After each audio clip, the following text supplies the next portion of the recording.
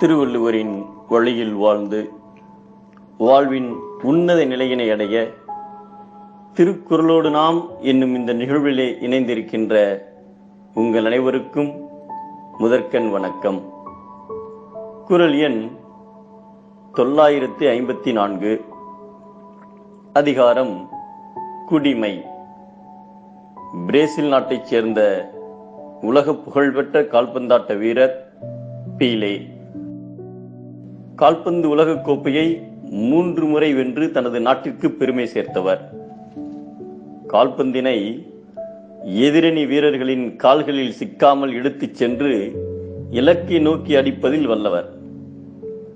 அவர் கால்பந்தாட்ட அரங்கத்திற்குள் நுழைந்தாலே ரசிகர்களின் கைதட்டல் விண்ணை பிளக்கும். அவர் படம் அச்சிட்ட சட்டைகளோ கோடிக்கணக்கில் விற்பனையாகும். அவர் புகழின் உச்சியில் இருந்தபோது சிகரெட் நிறுவனம் ஒன்று விளம்பரத்திற்காக பீலேவை அணுகினார்கள்.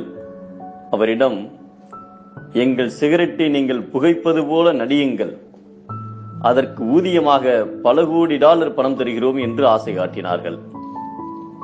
அதற்கு ஏழை குடும்பத்தில் பிறந்தவரான பீலே அவர்கள், இளைஞர்களிடம் நான் உயிரையே வைத்திருக்கிறேன், அவர்களும் என் மீது உயிரையே வைத்திருக்கிறார்கள், நான் என்ன செய்தாலும் அதை பின்பற்ற கோடிக்கணக்கான இளைஞர்கள் தயாராக இருக்கிறார்கள். ஆனாலும் நீங்கள் எவ்வளவு பணம் கொடுத்தாலும் இளைஞர்களை கெடுக்கும் வேலையை செய்ய மாட்டேன்.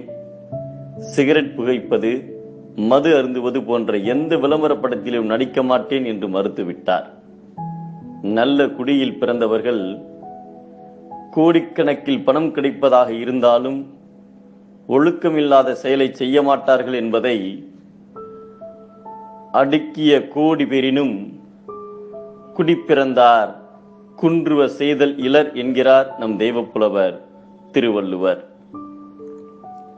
தீயோரின் வாழ்க்கையின் நோக்கம் பணம், நல்லோரின் வாழ்க்கையின் நோக்கம் உன்னதம்.